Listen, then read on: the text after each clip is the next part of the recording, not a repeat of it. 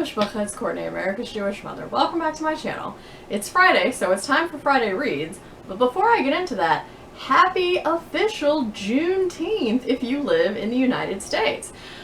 So in case you are unaware, Juneteenth was just officially made a holiday in the US, and it falls on June 19th, and because that's a Saturday this year, the federal government is observing it on today, as I'm filming this, June 18th instead. So if you're unfamiliar with the concept of Juneteenth, it was the unofficial until the last couple of days, date that commemorates the actual end of slavery, chattel slavery in the United States. Because even though the Emancipation Proclamation went into effect on January 1st of 1863, the last actual enslaved people were not made aware that they were freed until June 19th of 1865, I believe. So that is what the day commemorates, the end of actual chattel slavery in the U.S. So yeah, happy Juneteenth. And even though last week I finished 5 books and I thought this is a complete anomaly, this will totally never happen again, I finished 5 books again this past week. Now, I will say that I think 4 out of the 5 of them were definitely on the short side, but hey, I'll take it. I finished 5 books. I'm currently reading 4 books. I'm currently reading 4 books, so let's go. So the first book I finished was a BookTube Prize book. This was the address book by Deirdre, and because it is for the BookTube Prize, I cannot say anything about it here or tell you my thoughts, but I have already recorded those elsewhere, and it will go up in a vlog once the finals round of the BookTube Prize is underway, but I did finish that. I also finished Randall Kenan's short story collection, If I Had Two Wings. I read this as an ebook, so I don't have it to hold up and show you.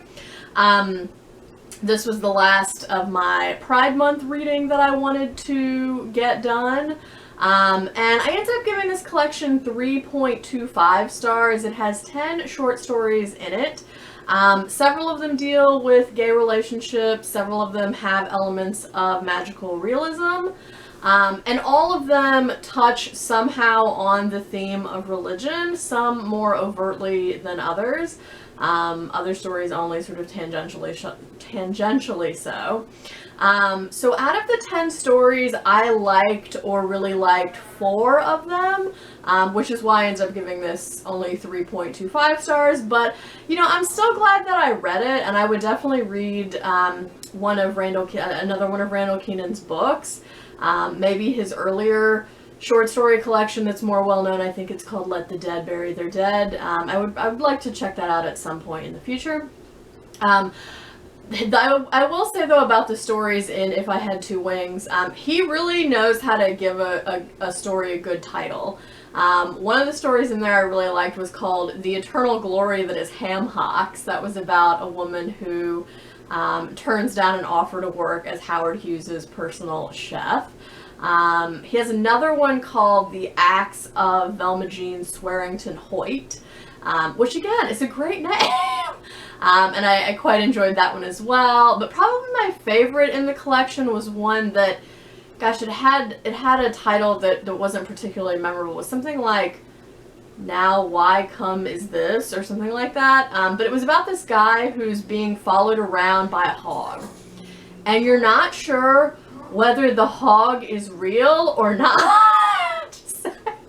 I really liked that one. It gave me like Flannery O'Connor kind of vibes, and I was into it. So, but yeah, I would still recommend this if you like short stories, because again, just because I like something or don't like something in a story, you might feel differently about it. So if you are a fan of short story collections, I would still recommend it, even though it wasn't like the best short story collection I've ever read or anything. So, finish that. I also finished The Vegetarian by Han Kang. This was another one I read as an ebook, so I don't have it here to hold up and show you. This I read for Scott and Nell's Read Under the Bed book group, Scott and Nell of Gunpowder Fiction and Plot. I really liked this book. I don't know what I was expecting from it, but it was not what I got, whatever I had been expecting. So this is a slim little novella that has 3 sections, and each of the sections is told from a different perspective. So it's the basic premise of the story is there's a South Korean woman named Young Hae or Young Hee, and she decides to become a vegetarian because she has a dream that really disturbs her. And I think partially she thinks that by becoming a vegetarian, I mean, actually technically she's a vegan, but it's called the vegetarian, so I'm just going to say that. And she thinks that by becoming a vegetarian, it will hopefully make the really traumatic, scary dreams go away. And so, like I said, each of the sections of the novella is told from a different perspective. So the first section, we get her husband's perspective. And then the second section, which takes place later, we get her brother-in-law's perspective. And then the last section, which takes place sometime after that, we get the perspective of her sister. And yeah, I thought this book was really well done. It was a very compelling and engaging read, also very disturbing and thought-provoking. You're left with a lot of questions by the end, which I personally like and am used to. I know some people like things to be sort of more resolved and neat and tidy, but as someone who studies literature for a living, I am well used to ambiguous endings. So, you know, again, it's not like you have a lot of your questions answered by the end, but it definitely gives you a lot to think about, which I appreciated. It also gives you some interesting and perhaps disturbing insights into human nature, and particularly I was struck by the fact that of the 3 perspectives I mentioned, every one of those people thinks that they're the one who is suffering the most, and that Young Hae is just doing this to be a problem or to be irritating on purpose, and like no one really tries to engage her as to what the sort of deeper reasons are for why she has, 1, decided to become a vegetarian, but 2, why she sort of is becoming more and more increasingly alienated from her family and from society. Everyone just looks at this as a problem that needs to be fixed, and it definitely uproots everyone's lives in more than one way. So I think it also shows how when one person goes against societal expectations and takes matters into their own hands, that it can kind of unravel the standard or the norm for everyone, because they see that this person has gone their own way, and then that kind of gets them thinking, well, what if I just did whatever I wanted? And then chaos ensues. But I think in this case, maybe for better. I don't know though. So yeah, it was really good, really thought-provoking, really disturbing. So 4 stars. I can't wait to sort of talk with everybody else in the group about it. I also finished a play, which was Lillian Hellman's The Little Foxes. I had previously read the prequel to this, Another Part of the Forest, I think in April. So this is about the Hubbard family, and there are 3 siblings. There's Oscar, Ben, and Regina, and basically they're all kind of jockeying for position and prominence and power and wealth. And so it's sort of the continuing saga of the Hubbard family, but it's after Regina has married and had a child of her own, and after Oscar has married and had a son of his own. And the 2 brothers basically want to invest in a business, and they want Regina's husband to go in with them, and she wants more of a share than they're willing to give her. So again, it's very like power struggle. But I think Lillian Hellman does a really good job sort of setting up dramatic tension within the play. And I was definitely interested to keep reading and find out what would happen. If you get this copy of it, I do not recommend reading the blurb on the back because it literally gives away the whole summary of the plot. Now, luckily, I didn't read it, but after I had read it, I was reading through it, and I was like, this literally gives away the whole thing. So yeah, if you get this edition of it, do not read the backs. Spoiler alert. So yeah, this was good. 4 stars, and I'm hoping to get streaming a copy of the movie The Little Foxes with Bette Davis so I can watch that.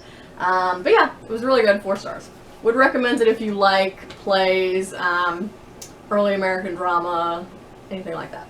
And then the last book that I finished this week was Claudia Rankine's collection of poetry, Don't Let Me Be Lonely. This is the first in her American trilogy, so it has this book, Citizen, and Just Us. This came out in 2004. It addresses a lot of things around the turn of the 21st century. So there is a lot of discussion of the George W. Bush presidency. There's a lot of discussion of September 11th and the subsequent war in Iraq that followed that. There's also a lot of thinking about how American culture alienates and depresses the individual, and particularly the poet herself. And so there's a lot of discussion of depression, suicidal ideation, pharmaceutical ads and companies and things of that sort. So I can definitely see how Claudia Rankine's style in Don't Let Me Be Lonely then translates and evolves and shares some similarities with her style in Citizen and in Just Us. As a whole, it didn't quite all hang together for me in a way that I found it sort of cohesive as a whole. But I did enjoy it overall, and I'm glad that I read it. But I don't think it's as good as Citizen or Just Us. So I ended up giving this 3.5 stars.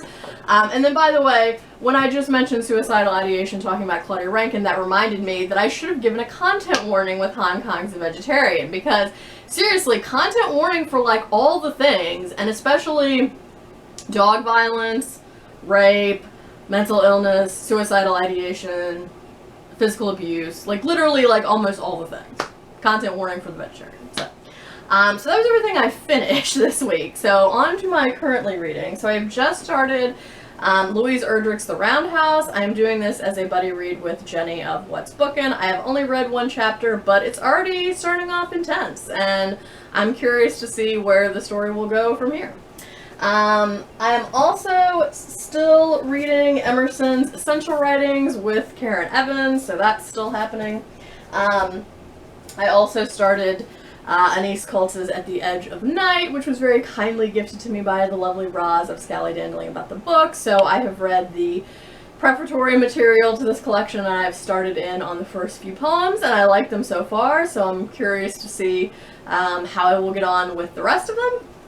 And then the last thing I'm currently reading is Isabel Wilkerson's Caste, which I'm reading as an ebook, because again, I don't have it pulled up to show you, but because I finished the address book, I've now moved on to the next book in the BookTube Prize that I need to read, so I'm reading Caste, and I am over 200 pages into that, so imagine I will finish that up by the time I do my next Friday Reads video. So yeah, that's everything that I either finished this week or I'm currently reading. So yeah, if you've read any of these books or want to read them, I would love to hear your thoughts. Please let me know down in the comments below. Thank you for watching this. I hope everyone is doing well and staying healthy. I hope you're doing good reading whatever you're reading. And until next time, would it kill you to call your mother? I almost forgot. My dad and I took the dogs to the dog park this morning, so please enjoy this little clip of the kids and the dog park. See you next time. Yeah, I don't think so. We've taken the kids to the dog park. There's Winston. And there's Char.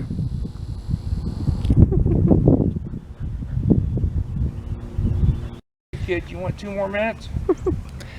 Alright, here are the kids. Looking very cute and getting some shade.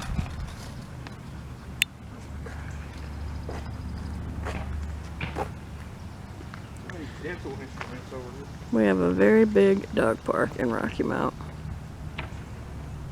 Probably the nicest dog park I've ever seen.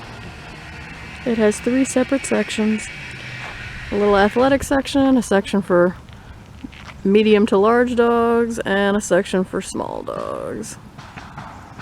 And there's my dad messing with the water.